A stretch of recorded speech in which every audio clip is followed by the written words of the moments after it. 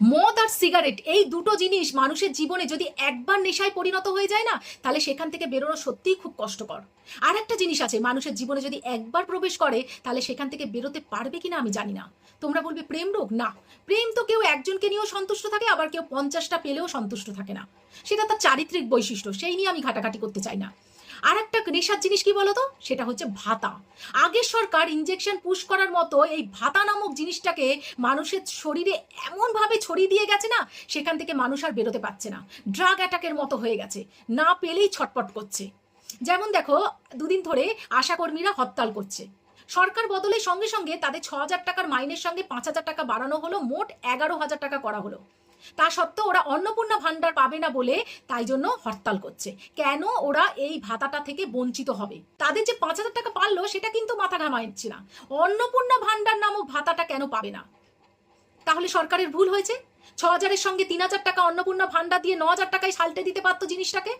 দরকার ছিল না তাদের 11,000 টাকা মাস গেলে মাইনে দিতে, তাই না? আলটিমেটলি সেটাই হচ্ছে না। আরেকটা জিনিস দেখো, শুধু যে এদের কাজের ক্ষমতাটাকে নষ্ট করে দিয়েছে এই ভাতা তা নয়, আমাদেরও কিন্তু ইনডিরেক্ট অনেক অসুবিধা করে দিয়েছে।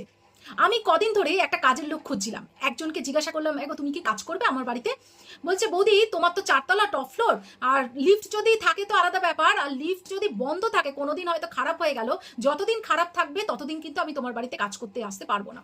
কারণ কি, দুটো বাড়িতে আমি কাজ করি, ওই দুটো বাড়ি কাজ করার পরে আমি তোমার বাড়িতে ওই সিঁড়ি ভেঙে ওপরে উঠতে পারবো না। প্রথম কথা গেল। দ্বিতীয় কথা, আমি বললাম তাহলে তুমি না মাইনেটা কত নেবে? বলছে মাইনেটা হচ্ছে যা অ্যামাউন্ট বললো ভাই, সেটা শুনে মনে মনে ভাবছি যে আমি নিজে করে নেবো নাকি ওকে রাখবো। মানে অ্যামাউন্টটা শুনে আমার চক্ষু চড়ক গাছ। আমি বললাম একটু কম করো। বলছে না, কম হবে না, কারণ তুমি যদি রাখতে চাও রাখো, নাহলে আমার এই দুটো বাড়ি এনাফ। কারণ আমাকে গ্যাস জ্বালাতে হচ্ছে না, আমার গ্যাসের কোনো খরচাই নেই। সকালবেলায় আমি কোনো রকমে মুড়ি টুড়ি খেয়ে থাকছি, দুপুরবেলায় আমার মাছ ভাত 5 টাকায় হয়ে যাচ্ছে, আমার ছেলে স্কুলে ব্রেকফাস্ট পাচ্ছে, লাঞ্চ পাচ্ছে, ভালো পুষ্টিকর খাবার ওরও জুটে যাচ্ছে, আর রাত্রিবেলায় ও সেদ্ধ ভাত খেয়ে নিচ্ছি আমরা। আর মাস গেলে 3,000 টাকা অন্নপূর্ণা ভান্ডার পাচ্ছি। আমার আর দরকার কিসের? আমার দিব্যি চলে যাবে। আমার অত খেটে শরীরটাকে আমি নষ্ট করতে চাই না। ভাবো, আগেকার সময় এরাই কিন্তু কাজ খোঁজার জন্য কিরকম ছটপট করতো, বাড়ি বাড়ি এসে বলতো তোমাদের কাজের লোক লাগবে গো, আমাকে রাখবে গো, এরকম ব্যাপার ছিল। আজকে ভাতা এদের ব্যাপারটাকে, এদের কাজ করার ক্ষমতাটাকে কিভাবে নষ্ট করে দিয়েছে। কাজের লোকটা বলছে বসে বসে আমি যখন পয়সা পাবো কেন আমি শরীরটাকে খাটাবো। ভাবতে পারছো কোন জায়গায় চলে গেছে এই ভাতা পেতে পেতে মানুষ? অভ্যাসটা কিরম খারাপ করে দিয়েছে ভাতা পেতে পেতে। কেন আগে কি মানুষ ভাতা ছাড়া বাঁচতো না?